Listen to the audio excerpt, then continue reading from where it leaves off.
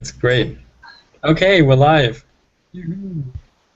Last dev call of 2014, everyone. Hi, Right? Sylvain. Sylvain, I Hi. always like how Sylvain sort of leans in sideways into his camera.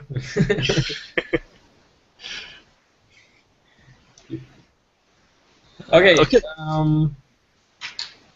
if you head to the wiki page for this month's dev call, you'll find a couple of items, announcements for the Hackfest and FOSDEM, discussions on Cgran, a quick chat about the release schedule, and working groups. And I've actually forgotten one item, which is I have a couple of stats prepared for like for how this year went, basically. Just share that. No, why can't I share this?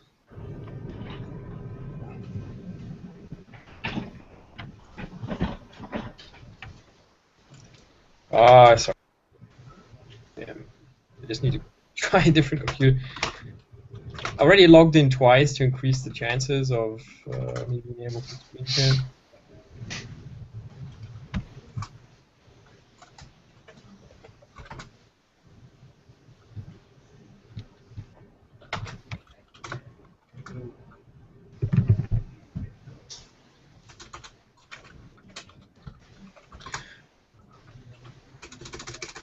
Nearly there.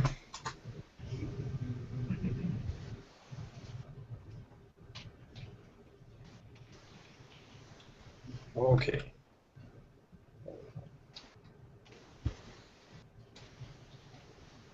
I'm just going to share my desktop here, and I hope this works. Can you see these slides? Yes. Okay, so yeah, just a couple of stats to highlight what we did this year. Quite a lot of stuff going on. So this is the commit stats. I tried some Git foo to figure out these numbers. 792 commits since January 1st on next branch. So that's a couple of commits per day. First guy to commit in 2014. I don't even know this person, Chuck Swigger. Maybe? Chuck's been a while for Swagger. Yeah, he's been a while around in Guinea Radio for a while, kind of off and on. Okay, but he's not the guy who invented Swig, right? No. Yeah. Okay, that makes him much more sympathetic. But I think 59 different committers. That was an estimation, an estimate of mine. I'm entirely sure if this number is correct. That's pretty good for an open source project of our size. I'm quite happy about that. But it's still pretty tough, obviously, which is also normal. Like Tom has way more commits than the rest of us, which is not surprising, I guess. And we had 6 releases, which is less than we had in 2013, which was pretty crazy. This is actually 3.7 is actually that was from the old slides. Forget that. Yeah, because this year was actually much calmer in that respect, and I think everyone was happy about that because last year we just, we broke everything. We kept releasing stuff, and I think this is so having less releases. I think that's a good thing, and 6 is a release every 2 months on average. Although this also counts the bug fix releases. But I think it's a good sign because it means that we're sort of coming to a point where things are stabilizing. And there's actually a website called OpenHub which plot these things, and I just grabbed some of these graphs to show what we've got going on. So first of all, the issue tracker. Those numbers are very similar to what we had last year. So we have 114 issues were created in 2014, but that includes bogus ones as well. But that's pretty similar to what we had in 2013, and 32 issues still open. But that includes like stuff that's been open forever, like Python 3 support.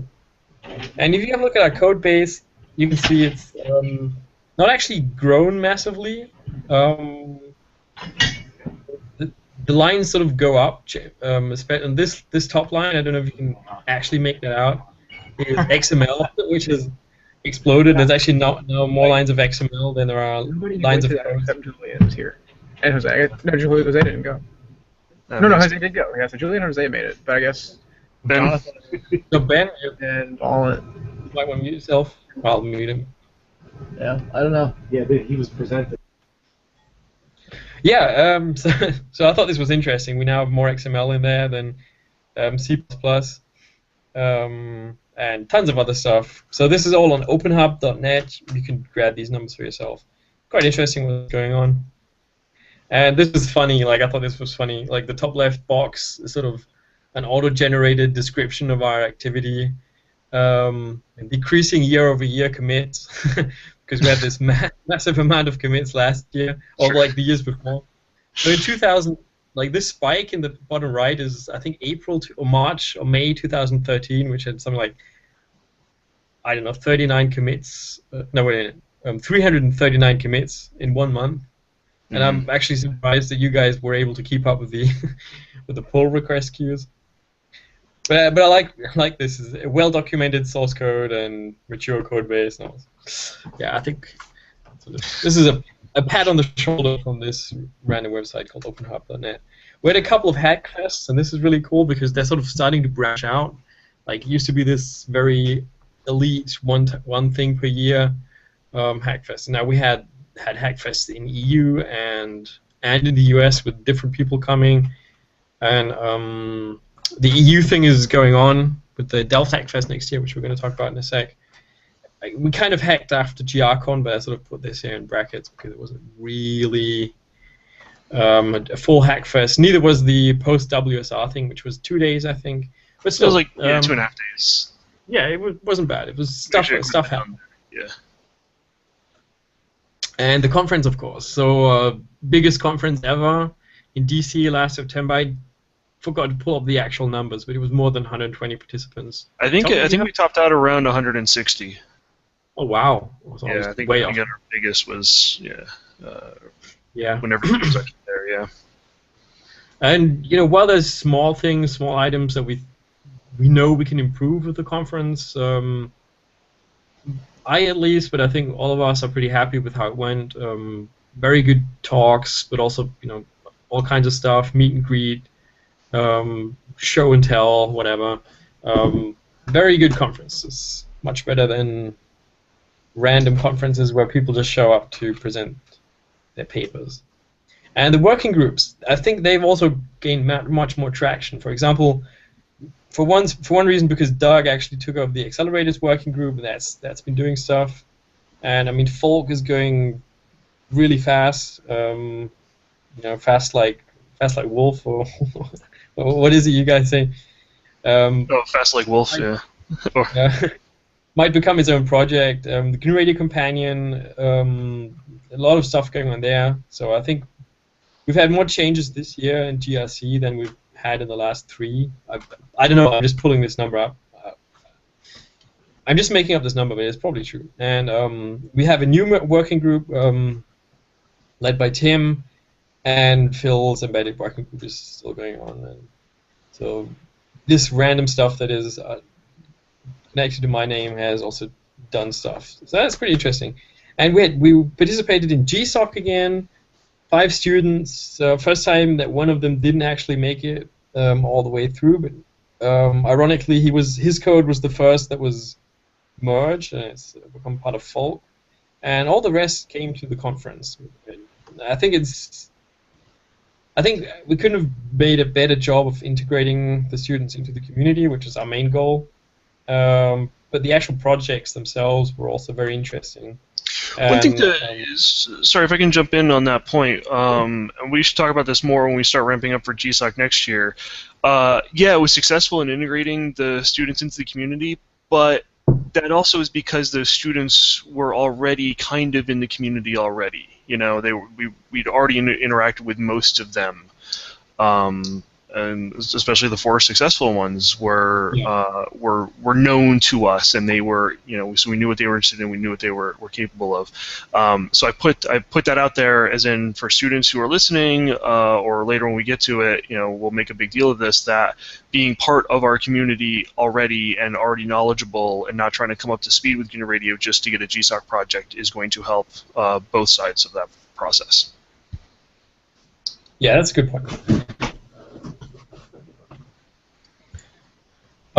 Yeah, so last year, this slide, I had some pretty obvious things on there. So we had the 3.7 release, and we had PyBombs, for example. But this year was very different. So because I think for many reasons, one of them being the working groups, but also because of the increasing maturity of the 3.7 code base, like we were able to just improve lots and lots of aspects of GNU Radio. And actually, I forgot one of them, being the FEC, GIFEC. Component. But really, there's a lot of aspects of GNU Radio that have made lots of progress.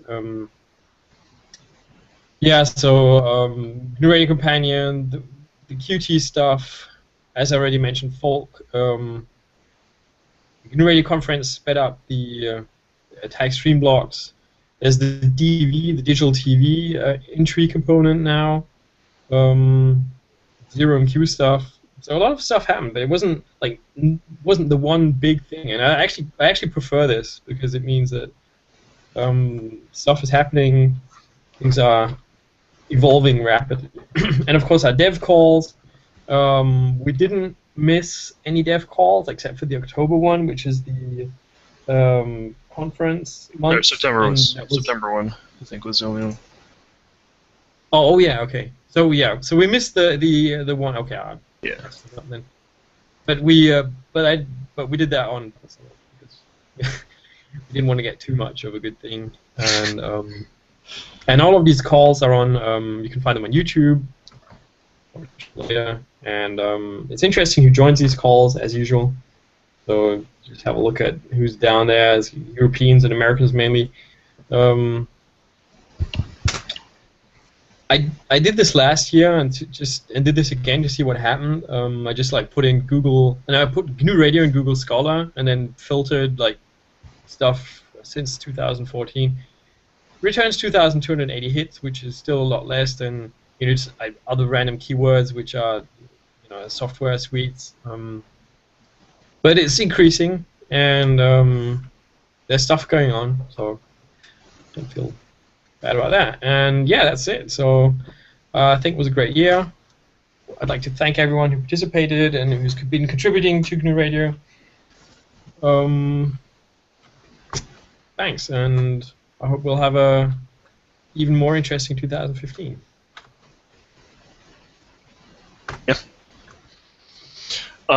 One thing to say on the list of kind of project space that you brought up, that there was changes in lots of space in GNU Radio, and I think most of that was because it was driven by the applications that are being developed. So people actually using GNU Radio for for all the new and weird stuff that people are trying to do with it is good feedback into us to see, okay, what do we need to add, fix, modify, finding those corner cases. So the stability since 3.7, since the 3.7 release, and allowing people to get access to this stuff, I think has really been driving a lot of that. So, and sorry if you hear my cat in the background. So okay. Yeah, I mean, just to pick that up and emphasize it, last month's dev call we talked about how we were going to focus on improving the actual digital modulation and packet transmission capabilities of GNU Radio, and that we're going to need lots of people actually building applications to see how that's going. And basically that's what you said, and projecting it into the future. Yeah. And that work, by the way, that we brought up last month is going strong, and we'll hopefully have some public feedback on it soon. Okay, that's that. So let's talk about the items on the wiki page. The first one being announcements for the Hackfest and for FOSDEM. For FOSDEM, we've already talked about this several times. Huge European hacker conference in Brussels. Attendance is free. You just have to make sure you get to Brussels. So be there. There's going to be an SDR track, which is the whole reason why I'm actually announcing it here, which is already finished. So I think we might have been the first track that actually got their schedule full. So we didn't have to postpone our deadline. There was lots of interest both from participants but also from speakers. So I think it's going to be really, really cool. Tom just posted the link to the schedule. And Tom, could you say something about the Hackfest, please? Yeah. So yeah, I just wanted to make sure everybody knew that we posted the FOSDEM schedule for the Software-Defined Radio is up and available, and we'll be throwing that around and promoting that for the next month. Yeah, Hackfest in Delft. I mentioned this at the last month's dev call. So it's going to be a week-long Hackfest. Actually, probably just shy of a week, because we'll start Monday and we'll probably leave. Probably midday Friday, because a lot of us are going to be heading to FOSDEM straight from there. We have a really good group already that's coming. We do still have a couple more, like we can fit in a couple more people who want to come. So if you've not expressly told me that you can make it, try to figure that out and let me know soon, so we can make sure that we get everybody who wants to come. So yeah, so like I think there was a mention somewhere that the Hackfest is invite only, but it's like, request an invite, and at this point you'll likely get it because we do have a bit of space left in there. But it should be pretty good. They've got us a really nice space on the TU Delft campus. Apparently we're like at the tallest point on campus for the entire week, so it should, granted it's good weather, should have like a really awesome view and kind of a nice space. They'll be providing coffee and tea and basically caffeine for the entire week. Somebody will have to come with a big box of Club Mate, but other than that, we've got caffeine. Yeah, so let's see. Let me see if I can bring it up real fast. I should have had this already. Sorry about that. I did start a if you go to the Hackfest page, and I'll post the link in here in the chat room. So I started providing some information about the Hackfest on the wiki page here, and it's, again, for those of you who are not familiar with Hackfest, they're very loosely organized. It's kind of like, we find a space that will hold us, get people to come. We have internet, power, and space, and that's pretty much it. And then we kind of take care of, everything else. So lunches can be loosely organized. Usually we all got together, but whatever. So everybody kind of comes with their own agenda, and hope that you find people to work on that agenda, or perhaps the only thing you want to do is sit in a room with a bunch of other GNU Radio hackers and work on your thing, and you just get the benefit of being around people and having the energy of that while you're just doing your thing, and the ability to ask questions kind of immediately. So as very loosely organized. I did start putting down a couple of proposed projects, so if people want to add to that, just to give everybody an idea of what things they might, if they don't have an idea of their own, or if they don't know what they want to work on, just to expose you to some of the projects that the rest of us will be bringing with us. So I've started that. Feel free to add to it. Kind of whiteboard it on the wiki before we get there, and then we'll kind of self-organize once we're at the university. So I think that's really all I have to say about that. Are there any details that people are missing or want me to talk about?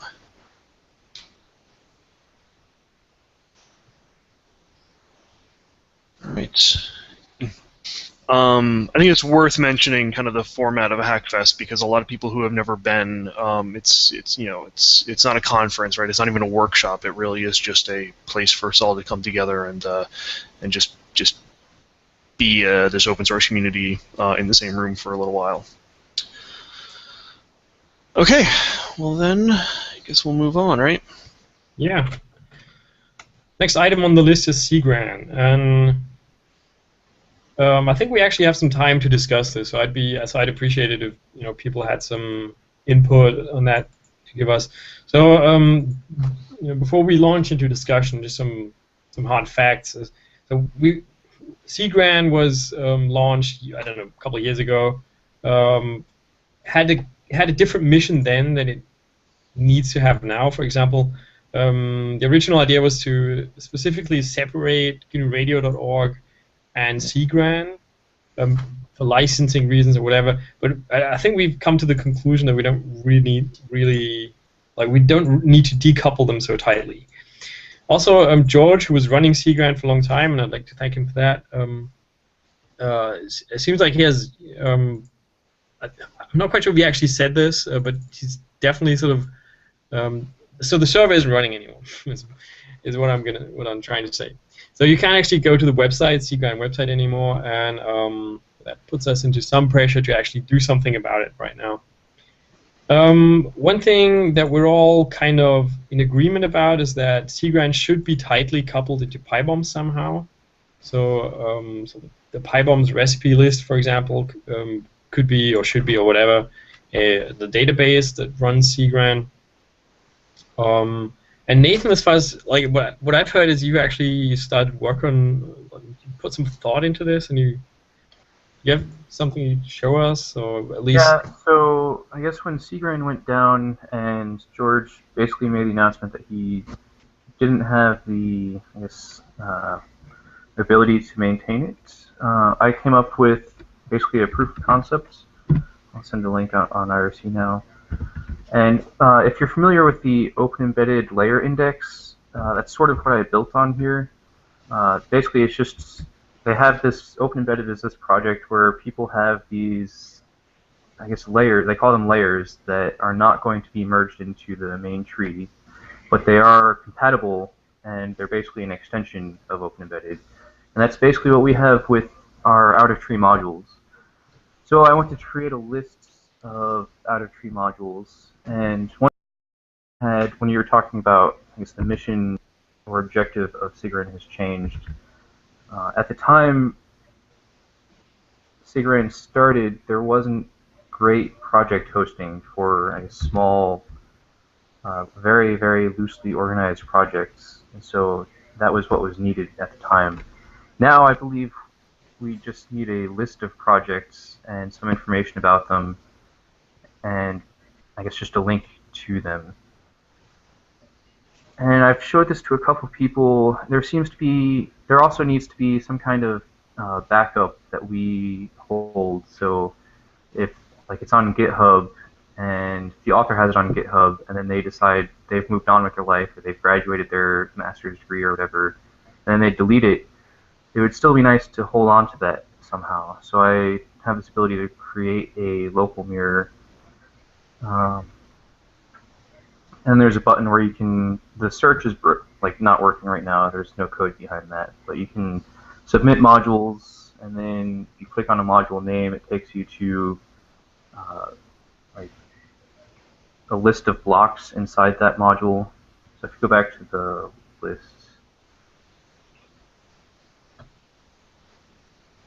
if you click on any of these modules, it should show you the list of all the blocks in there, and if you mouse over them, you get some information on the right side. So that was kind of what I had in mind. It's not, there's some bugs in there, and it's not completely done yet, but that was what I had in mind, and this is, I guess, mostly to get feedback and start a conversation on what is most useful for the community.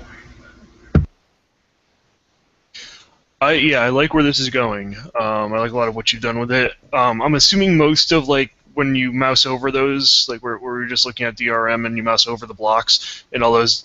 I'm assuming that's all being scraped directly from the code. There's no hands-on. How are you finding the projects to put on here? Are you doing that by hand? Yeah. So I started with the PyBombs, I guess, recipe list. The problem with using that list is you have to manually, scrape the actual out-of-tree modules from it somehow. You can do some kind of I don't know, search on GR dash whatever. But there's other non-GNU Radio things in the PyBombs recipe list. So I just took that list and I think I can show you. This code is all on GitHub. Let's see if I can find it.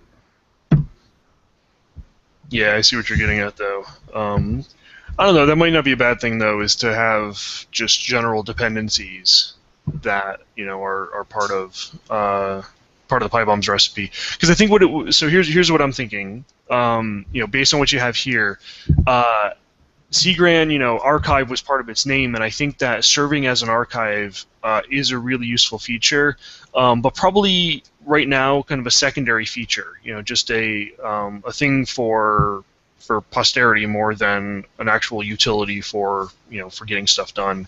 So I think it'd be great to see that PyBombs and the recipes in PyBombs become the where we get the current information about what projects are available.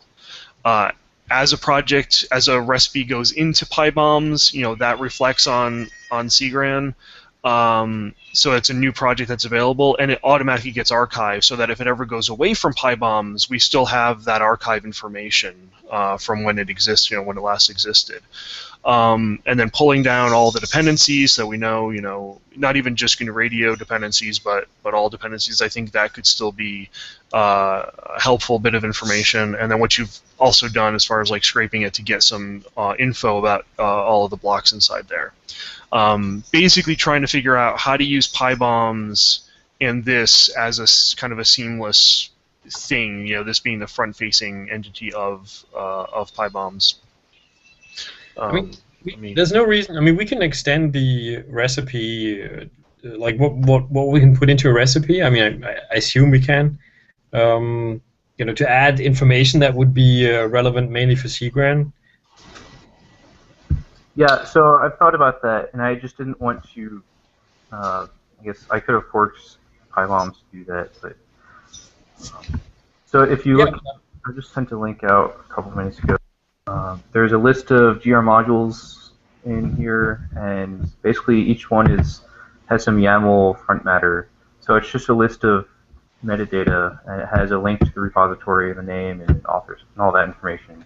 We could add all of that to PyBombs recipe. Well, it doesn't have to be. Yeah, you're right. It doesn't have to be in PyBombs itself, but it should be something that the module authors maintain themselves, like the description that we shouldn't have to type that into something. It should be part of the module. Yeah, I mean, there's just adding a file that a default file to out of tree modules that provides that information. That works just as well. Yeah, that's a really great solution. The problem is going through and adding that file to all of the existing. Well, we don't have to. I mean, description just could be empty, and then I don't know. Somehow the authors should be encouraged to update that. Yeah. And for new modules, it would just be part of GR module, so that would be pretty easy to add. So one of the, I guess, bigger open questions was when I showed this to a couple people, they said, "Oh, well, we should also have some kind of project hosting from GitLab or something." So I don't know if anyone has thoughts on that. I personally think that it should be intentionally left out. I mean, hosting code these days is so ridiculously easy and free that I don't really, because this is all work. Someone will have to implement all of this properly at some point. So I don't really see a reason to do that except for the archive thing. Yeah, and the archive thing could just be a standard Git server. I don't think we have to go fancy with that. I agree. So yeah, I'm with Martin on this. I don't think we need to go overboard with providing our own service. I mean, by the time we're done, we'd just be mimicking what GitHub does. And granted, we don't have control of GitHub, but it looks like a pretty healthy, stable place to support open source projects. So, we're pretty happy with it. And then having our own backup archive just in case, but without having to duplicate all of the interface stuff.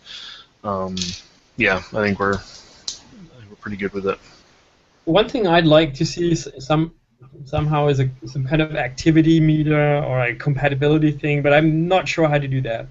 It would be nice to know if your project actually works with a given version of GNU Radio, or if it's like how old is it still maintained, that kind of stuff. Yeah, that was one thing I thought about it, and I just wasn't sure how to do it. I think it would be great if we made that a part of each module to say, so the author would basically need to keep track of that. And if we change the API, the author should change something in their module that says this is compatible with these APIs of GNU Radio. Yes. And that could be the same file that holds the description and the type and whatever. Right. Like, I've been trying to promote people to put in the version compatibility information into their CMake structure. So, we can either try to base it off of that, or instead of having duplicated, or somehow tie those concepts together. But yeah, that's a really good idea to try to force that issue. Yeah, but Tom, is there an easy way? Like, if I want to know which version of GNU Radio my product is compatible with, is there a better way than just look at every function and every API I use, and then go into the Git of GNU Radio and see exactly when it was introduced? No, but that's an interesting. That's kind of painful, right? Yeah, my general thing is like, okay, what version of GNU Radio did you build this against? That becomes your minimum API, right? Okay, yeah, right. But then that's always like the latest Git. Yeah, right. So that's an easy out. But no, I like. So what was I looking at just recently? Was it Boost maybe?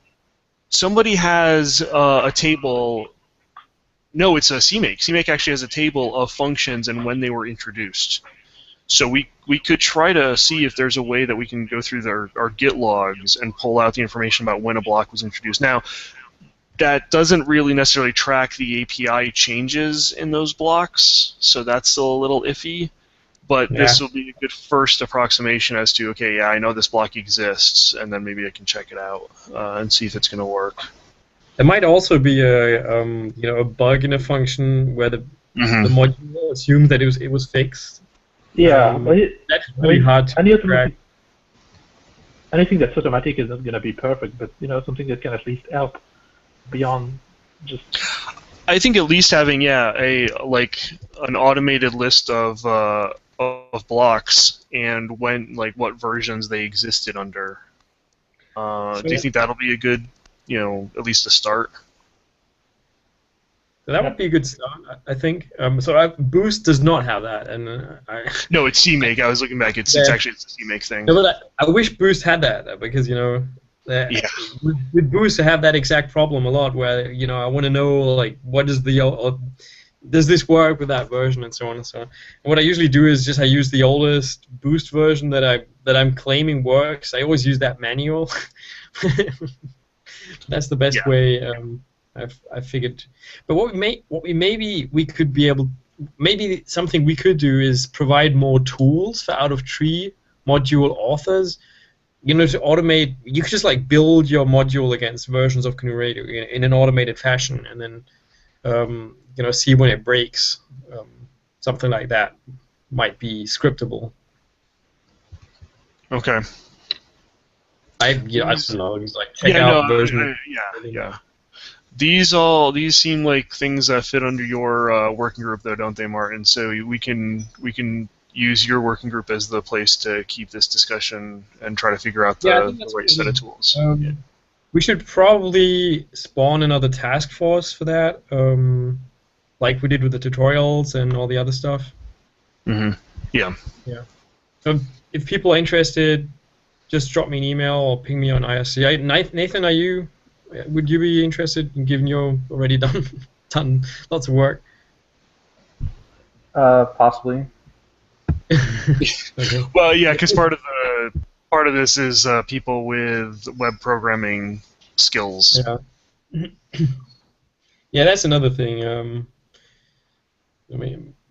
Writing safe web applications is hard.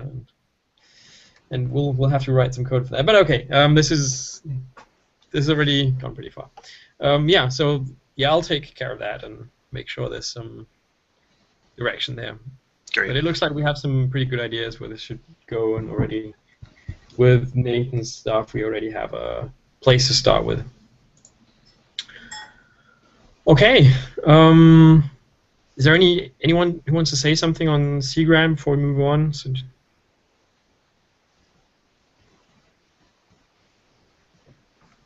yeah, I was just wondering if support for other hosting should be a concern at all or not. Yeah, so I was thinking about that when Nathan was talking, because again, right now it's off of his stuff. I guess it's your server, Nathan, wherever it may be. GNU Radio can probably take ownership of that, and just have another server that we host and maintain somewhere, or you could even be part of GNURadio.org server already. Because just holding the Git archives is probably not a huge deal. I would expect, in fact, like looking at Nathan's page, his the page there actually had. Sorry, let me pull it up again. The repo, yeah, author repository, and then the Cgram mirror. And again, like I said, I think the Cgram mirror is probably we probably want to push that underneath a little bit. So maybe there's a page specifically like, okay, give me all of the mirrors for this, but it doesn't have to be like the first front-facing thing, which would also clear up a lot of space that we have on the front page. So I don't expect there to be a huge amount of traffic, and Git repos tend not to be gigantic. So I don't really see that as adding too much to our burden, but we still have to think about that in the end. Yeah. I think you misunderstood me. I was more thinking along the way of if we want to add an out-of-tree project that happens to be hosted on SVN or Mercurial or something like that. Gotcha. Well, the prototype. I mean, with Git, we could do the mirror in Git because Git can clone SVN and can clone Mercurial. Yeah. And PyBombs handles those. It's a separate type of install structure. So yeah, we probably just whatever PyBombs can handle, and if it doesn't, hopefully we can fix that. But I know it handles SVN for sure. We can probably even use PyBombs directly to maintain the mirror. Yeah. Just like have it check everything out and update it all the time. And as for the websites, I mean, this isn't exactly what you asked, but we could have a tool that sort of scrapes through all these repos and then compiles the output to static HTML, and that would be ridiculously low burden on the server, both in terms of disk space and bandwidth. So I think there's a lot to be gained with not that much work if we get Cgram right. Yeah. So what I have is all static pages. I just also want to repeat that this was sort of a proof of get the conversation rolling, and it doesn't have to be a final solution or anything like that. Oh yeah, absolutely. I mean, we appreciate what you did, even if you claim it's just a proof of concept. It already looks pretty good, and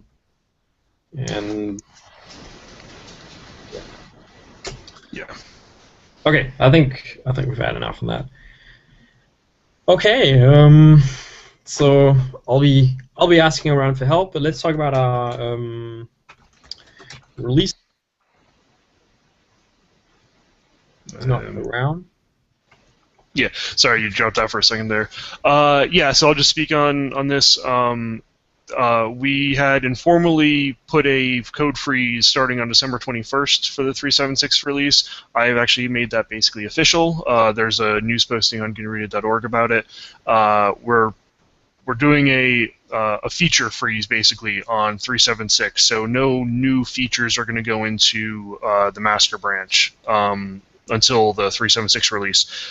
We will still, of course, be doing bug and patches to existing stuff. So this is kind of the warning to get any features that you might be working on in before then. Of course, that means that Jonathan and I have to merge them, but we'll take that into account when we do stuff. And then from then on until the 3.7.6, we'll only be accepting patches and bug fixes. The 3.7.6 actual release date, we don't have a release date for it, but it's going to be early January. So expect first, probably more like second week of January. We should have the version release, and then go back to your normal hacking mode for a while at least. So I think that's all I really wanted to say about that. I guess the other thing too is that yes, I am going to try to be better about announcing code freezes and having windows of this sort, so that we can have features go in, give it a couple weeks of testing before we put them into an actual release.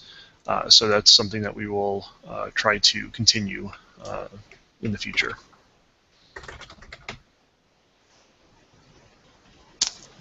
And okay,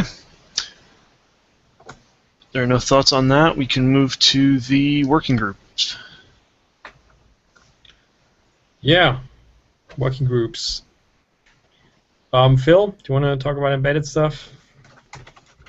Just real briefly, I posted some images for Z boards and ZC702s for people to try.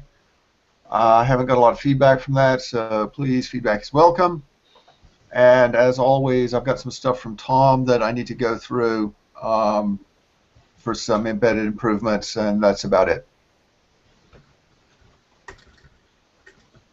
So. Cool. Nathan? Find that URL. Nathan, you want to talk about Volt? Yeah, so there will be a Volt probably in January, so I've been going. There's Nathan, stop. Some echoes, maybe coming from Philip's side.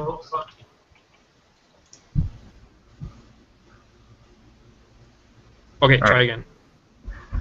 Yeah, so I've been having a call about once every other month, so that'll be January sometime on the schedule, and so look forward to that. I'll send out some scheduling reminders early January. So since the past month, I guess we've had a Volk in its own repo. It started out as just to sort of play around with the submodule idea, but at this point, that repo is kind of diverged a reasonable amount from GNU Radio's Volk. So I'm not really sure what we'll do with that. But there's some work on fixed point kernels, and I've been sort of redoing some of the QA stuff to add some features that have been needed for a while.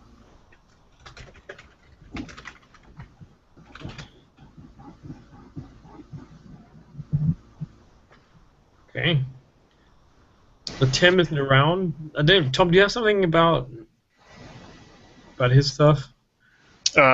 Tim, no, we haven't really talked in detail too much about his stuff. The work that I've been pursuing myself, I think, relates to it. Where as I mentioned this last call, where I'm trying to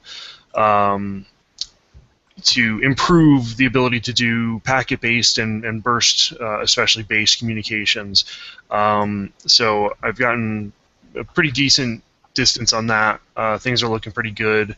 Modulating headers differently than to modulate the payloads, and being able to separate them, and being able to parse different headers, and inheriting from the header structure so that you can define your own format fairly easily.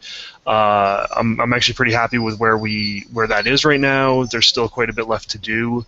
So it'll likely be a big part of my FOSDEM, or not FOSDEM, but Delft Hackfest work, is to continue on that and to hopefully be able to show people and work with people on it, so that I can get some on-site quick feedback on how I've structured things. But so that all fits under the functional architecture, because it deals with, okay, when do we use tag streams, when do we use PDUs in this, and message passing in this for all of this. But yeah, I'm pretty happy with where we are, and that should be folded back in over the next couple months. That's, I think, all we've done on that front for a bit. Okay. So from my side, there hasn't been much going on. The tutorials group is basically finished. Doug and Sebastian actually wrote us an email saying they couldn't make it. Doug is going to schedule a follow-up call to go over open issues. And if he's numbered the issues, I don't know what they mean. Apparently, Doug's group and Nathan's group have been working together closely, which is good, which is what we want. And Sebastian, the stuff's been going on. So the whole generator stuff, which I can't explain well enough to justify doing it here. So Sebastian's been cleaning up lots of GRC, and a lot of the stuff you won't actually be seeing if you just use the UI. But the domain thing is coming. So the domain thing allows us to put blocks into different domains.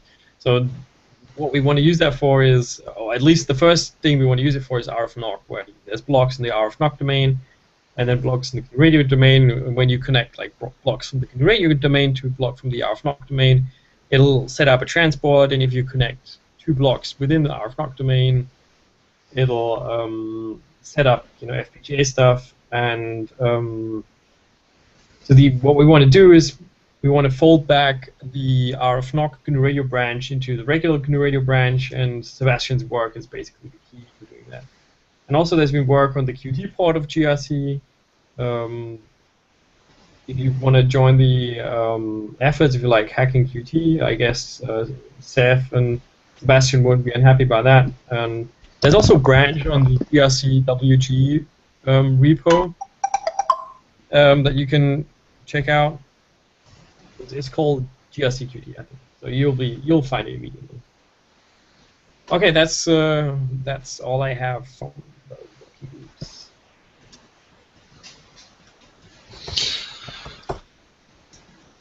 That's all I got too. Yep.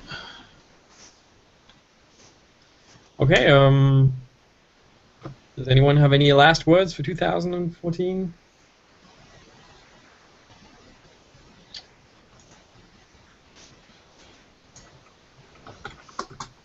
All right, sounds good. Okay, so the next call will be January. Let me think. January 16th. Yeah, that works. January 16th. There is still 2 weeks before 15th. FOSDEM. January 15th. Oh, it's my birthday.